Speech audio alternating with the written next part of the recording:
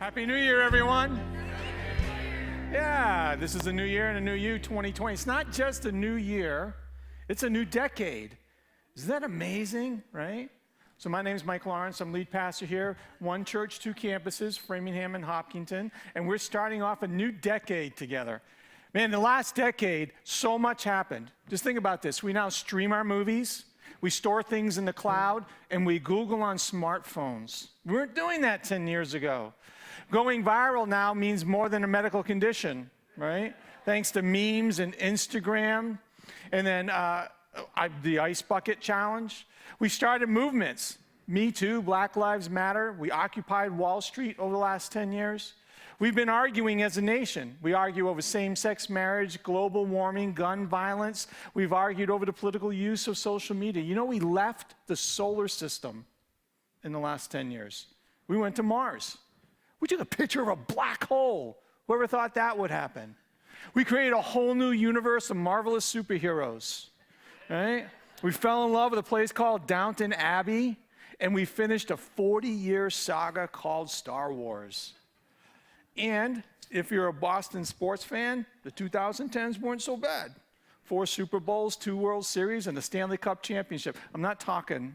Can we have a moment of silence about the start of the next decade? Right? Those of us who are a little bleary this morning from having stayed up to watch the change of a legacy. All right, it's all about change. That's what life is. Each time we start a new year, and especially when we start a new decade, if we stop and we look back, we just marvel at the amount of change that happens, because life is change. And that's a good thing. Right? It's a reality. You can't change it. But what I want to talk about this morning is that you can be the best version of yourself regardless of the change that's going to happen in your future. I believe that. I believe that despite your age or the circumstances of your life, that when you partner with God, you can become the best version of yourself.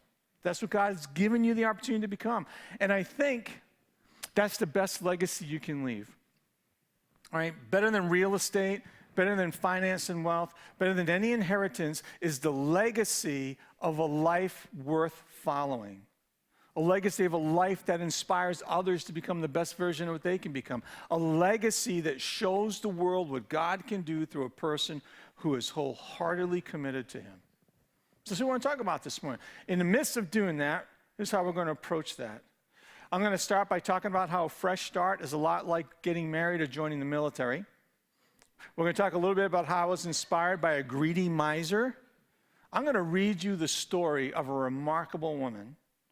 And then by the end of the message, I'm going to have a step that every single person in this room can take no matter where you are in your faith journey. What a start to the new year, right? So let's pray. God, honestly, I just love being here this moment. The fact that I get to preach, I get to share with the world the difference that you make through lives that are just completely devoted to you. The good that you do in our lives. Just the blessing that you so generously pour out upon us. The new, fresh start you give us no matter what we've done in our life or what we've experienced. It is a privilege for me to be here at this moment and to speak, God. And I love these people that you've gathered this morning. They're here because you have called them to be here. So would you give us ears to hear what you're trying to say? Would you help me to step out of the way so that you could speak? And may the power of this moment be fully dependent upon your Spirit in this room. I just love you and trust you. So this morning's yours, Father. Amen. One of the things I really love about Christianity is that we're a religion based on hope. That we are a religion based on hope. We truly do believe that no matter the circumstances of the world around us, that if we partner ourselves with God, we can discover new life, new hope, new beginning, and a better version of ourselves. We've always felt this way. It's been the message of 2,000 years. So you stop and take a look at a simple passage like this. Now we look inside, and what we see is that anyone united with the Messiah gets a fresh start, is created new. The old life is gone, new life burgeons. Just look at it. United with the Messiah. The Messiah is a real important title to the first church. It was a word that had a lot of rich meaning in their world at that time. It was a person chosen by God to come to save people and to bring them hope. And if you could unite with this Messiah, you could be your life could revolutionize, totally change, and be completely different. That God, through a belief in a relationship with Jesus Christ, would bring a deep spiritual change into your life. It's a lot like when you get married, right? All the way up to the start of the ceremony, you were yourself, as you've always been. Then you go through a ceremony, and when it's over, you're completely different. There's a total change that happened because of that commitment that you made. You became a new person because of a new relationship with another human being. And you walked out different. It's like joining the military. Once you follow through the induction ceremony, you are not your own anymore. Through that commitment, you have been changed forever. Right? And you now have an alliance, an allegiance, a devotion that you'd risk your life for. That's what the induction ceremony is all about. That there are relationships and commitments that we make that change us. And great relationships and great commitments change us into great people. And that happens with Jesus Christ. There's this belief that God will deeply and permanently change you if you wholeheartedly commit to Jesus Christ. That a union with Jesus Christ induces a deep spiritual change. It brings a freedom from the control of sin. Throughout the Bible, we've recognized that there's an aspect to human nature. We describe it in many ways because it's a complex condition called sin. It's like a work of art that's just been destroyed and needs to be restored. And it's like a terminal illness that we need to be healed from. It's the choices that lead us to a place of judgment where we need to find freedom. Liberation from a slavery to forces within us that just manipulate us and drive us to do things that we regret. And Jesus Christ brings a freedom from that. Jesus Christ brings a freedom from the fear of death, that the resurrection life that Jesus experienced can be shared with us through this union that we can have with Jesus. That there's a release from the guilt and the shame of the things that we've done in the past or that have been done to us in the past that we don't know how to get rid of or get away from. But through Jesus Christ, we can be set free from that and find new life, set free from guilt and shame. It's a brand new start with a new life. You can become a different person because of a commitment to Jesus Christ. Not just a casual commitment, not something that you were born into, or not something that you do for a ritual. All the best relational commitments that we make, we have entered into thoughtfully. We consider the cost. We understand the change that's going to come. And in our lives, in a relationship with God, it's because we are choosing to respond to the God who is already at work in our lives. You're here in this room, in this seat, because God brought you here. He's already been working in your life. For some of you, he's been working in your life for years. And for others of you, he's just recently started working in your life. But whatever it is, God took the initiative to do a work with you, and he's calling you to respond to that. And so you thoughtfully decide to respond to God and his work in his life. It's a dedication of your whole life. All of these great relationships that changed us, we make the decision to commit ourselves for life to this, which makes us into a different person. We surrender to this partnership. Whether it's a business partnership, or it's a marriage, or it's parenting, or it's joining the military, whatever that partnership is, we know that there's something greater that can be done together, and so we give ourselves to it wholeheartedly, and we willingly decide to change. That's what union with Jesus is about. It's a powerful change for the better, but it's not a casual change. It's a devotion to shed some old habits, to create some new ones because of this new life that Jesus has given. I'm going to read from you this passage. It's from a great version of the Bible. It's called The Message. It's what we call a paraphrase, where the author or the translator is trying to take these words and put them into concepts we can understand. He was a great linguist in his day. And this is how he translates this passage from the book of Romans, a letter that was written from Paul, an early church leader to the church in Rome, to Christians trying to figure out, how do I live life in a complicated world? From now on, think of it this way. Sin speaks a dead language that means nothing to you. God speaks your mother tongue. You hang on every word. Listen, this is one of the most important sentences in the whole Bible. You're dead to sin and alive to God. Can we read that together? Because you need to hear those words coming out of your mouth. You are dead to sin and alive to God. If you chose to follow Jesus, can you say this again with me, but change the you to an I? Right? Instead of you are, say I am. I am dead to sin and alive to God. You need to say that to yourself every day, multiple times every day. Because this is the life that God has given you. This fresh start means that you have died to your past. And here's the thing. You're forged by your past. The person you are today is the accumulation of your past. It's who you are. Like I said, the things that have been done to you or the things that you have done have led you to the place where you are today. You are not trapped by that. Tomorrow is a different person. And you can become that person through a relationship with Jesus Christ. And in your partnership with God, you can be set free from your past and you can live a new life into your future. That's just been the promise of the church for 2,000 years. And people get their head around that, live life completely different with joy. So I have this like Christmas tradition. Every Christmas, I find a new way to engage a Christmas carol. And I've read like all these different books, and I've read graphic novels on it. I played a game once based on it. I've gone to plays, whatever I could do to just find a new way to engage it. All right. I wouldn't tell you out loud that I actually found a graphic novel based on Batman that was based on the Christmas Carol, because that would be silly to say that out loud, right? But so this last Christmas, BBC produced a contemporary version of A Christmas Carol, right? It was like a 3-hour thing, so I watched it. I thought it'd be engaging. It was remarkable how they translated it into a contemporary world, still based in the 1800s. But Scrooge now has a backstory, right? His backstory is that he was abused and abandoned by a father who had failed in life and who had sold out his son for an education to a place where he knew his son would be sexually abused as a child. And so Scrooge became emotionally shut down. People became a calculation, and relationships became something you needed to control, to manage. Maybe if you've ever come out of abuse of some form, you understand that path. And they were just trying to humanize Ebenezer Scrooge. How could he become the person that he is? And you know the story, right? He gets visited by 3 ghosts, the ghosts of Christmas past, present, and future. And the journey of the past was to get him to relive those memories, because the only way he could find healing was to stop avoiding them and shutting them down, but to accept what had happened to him.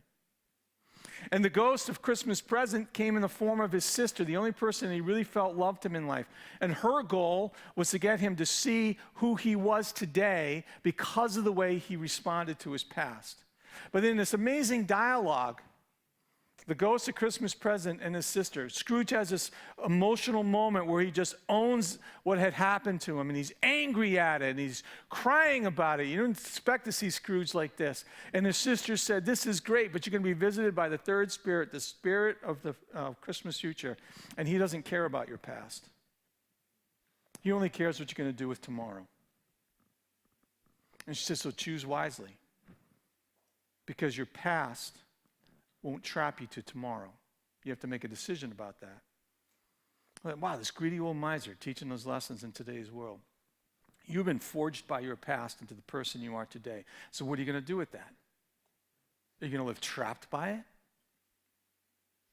Are you going to be the poor person who has no hope, no future, victimized for the rest of their life because of the things that happened to them to the past? Or are you going to give that to Jesus Christ, shed that, and become the person that God created you to be? Are you going to fulfill the potential that God has for you in Jesus Christ? Yes, you are. And you will never be the same because of it. You're not burdened by chains of the past. Sometimes people look at Christianity, and what breaks my heart is they see Christianity, oh, it's just like a bunch of chains, a bunch of do's and don'ts. You're going to be in prison. You're going to be able to live life. What a bunch of baloney. Jesus Christ has come to set you free, to release you from those chains, and to help you to become the person that God has created you to be, to experience a fullness of life that gives you joy despite hardship, peace despite the complications of the world, and a forward-looking through death into eternal life perspective that means you can face the dying moments of life with hope. That's what Jesus Christ has come to do for you. And the question is do you want to embrace that? And so Paul, who wrote this letter, who had discovered this new life and had shed his past of things that he deeply regretted, said, do this now. That means you must not give sin a vote in the way you conduct your lives. Listen, your soul is not a democracy, right? If you let God, Jesus Christ, become your king, you'll be the prime minister. You make the decisions over the impulses, desires, and the past that plagues you. Don't give sin a vote. Those old habits, those hang-ups, those hurts that you carry, why let them continue to speak into the future to hold you captive to your past? You can look at them and say, your ability to vote has been rescinded.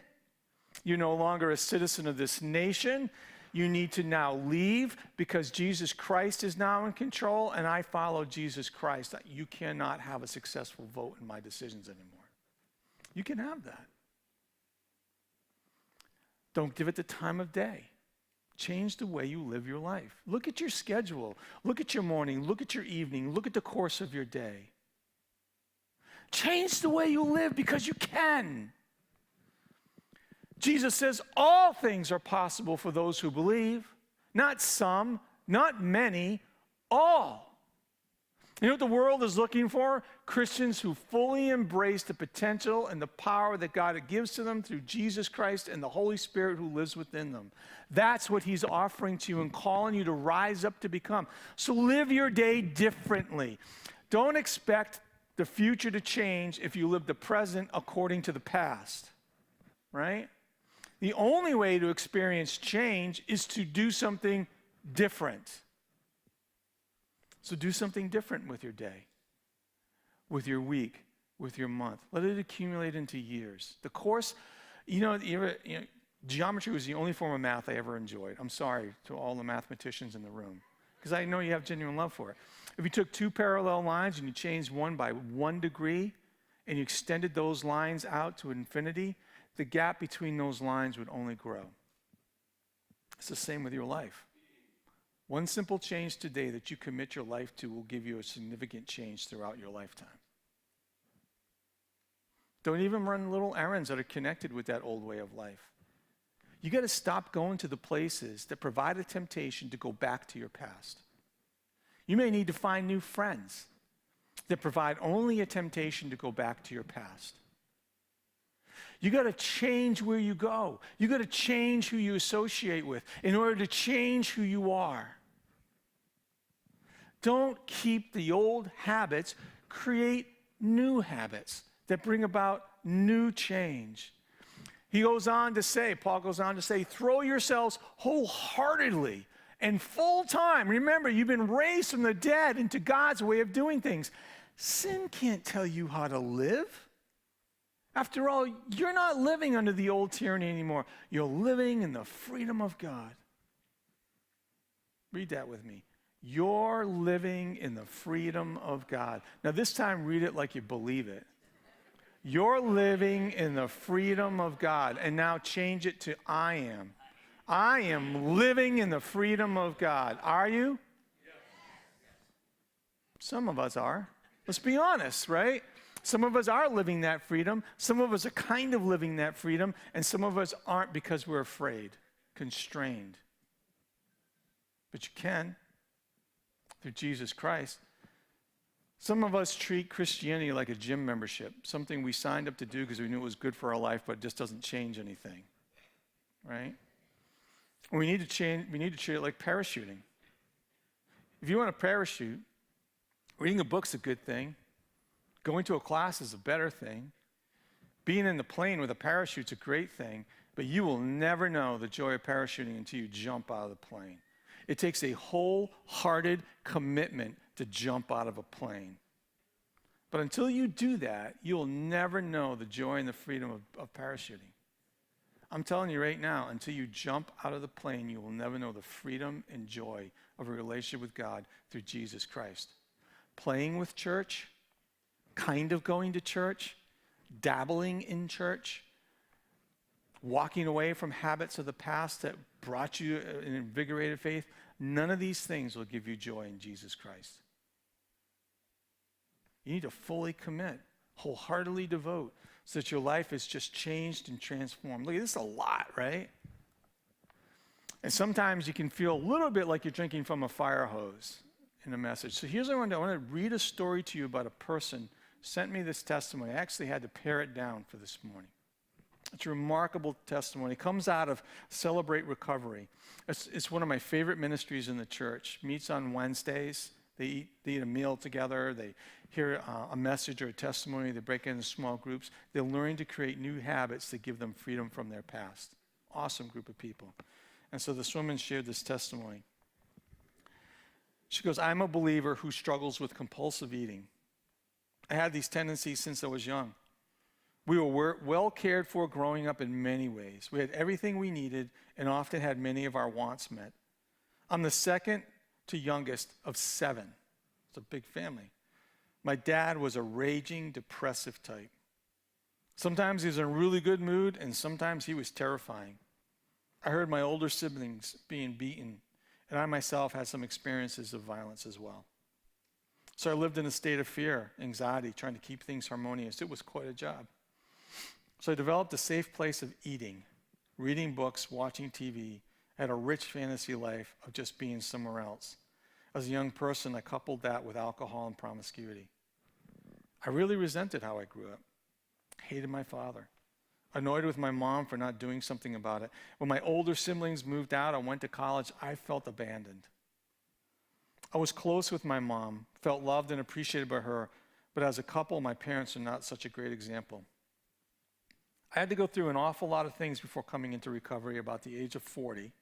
As a young wife and mother, I worked hard at my job, commuting to Boston, getting home late, feeling like a terrible wife, mother, and employee. I couldn't do it all. I was eating and gaining weight through all this. It's how I coped. My top weight when I wasn't pregnant was like 190 on a small frame. I had no relationship with Jesus, not a lot of friends, depressed. I was obsessed with resentments, judgments, other people's problems. I had no solutions to any of this on my own. I yelled at my kids, overreacted to small situations, yelling, threatening. I even hit my oldest son a few times when he was little, just out of sheer desperation. Sometimes I thought I would never, something I thought I would never do given my own experience as a child. I was now my parents. I found nothing was working. She was trapped to her past. I finally went to Overeaters Anonymous on a Saturday morning and learned some good habits, especially prayer. It took me months to get the morning disciplines going, and meditation took me years, and it's still a challenge for me to quiet my mind to hear God's suggestions. I was so grateful I could grow at my own pace with love from God and different sponsors. Now here's something significant, another significant step. One of my neighbors invited me to this church, Faith Community Hopkinton, and gave me my first Bible. My 13 years in Overeaters Anonymous, I learned to have faith and to trust God. It taught me that prayer worked for me and for my family members. It worked for my Christian and non-Christian friends as well. God rescued me. How has my walk with God changed? I would tell my middle son when he was sad or anxious to turn his life over to God, and he would say, I have no idea what you're talking about.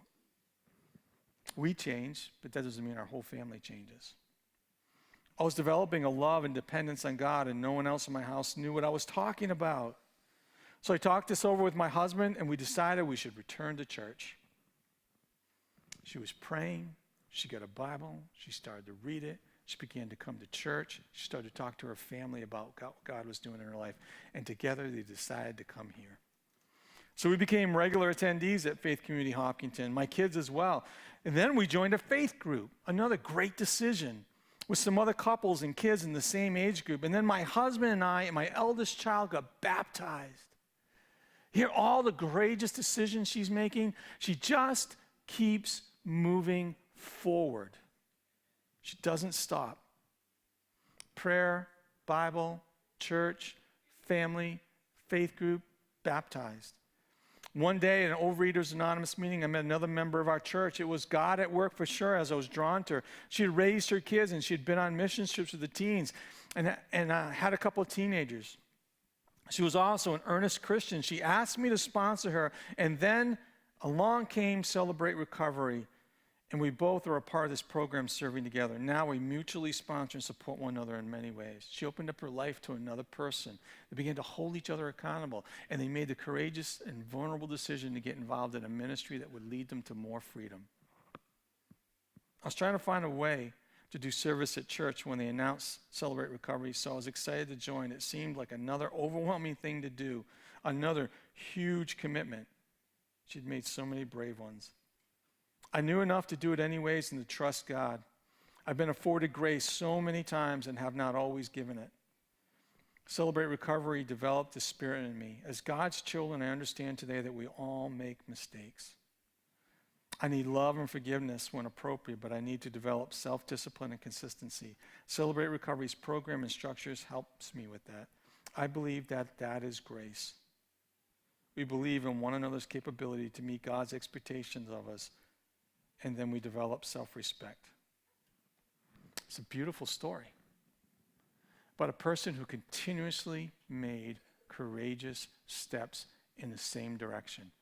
Didn't stop, didn't get distracted, didn't give up, but just made another step. And even learned that when you make mistakes and you fail, you just get up with grace and you move and you just get back on the journey again. New year, new you. What are you going to do with it? Will this be the year that you find the freedom from your past? Let it go. Discovering in Christ the potential that God has given you in this partnership that He has offered you. You know, if you're not, here's some steps. No matter, I don't care where you are on your journey with Jesus Christ, you can do one of these things. If this faith is new to you and coming to church is new to you, keep on coming. I promise you, the people who fall out of coming to church on a regular basis end up diminishing their faith.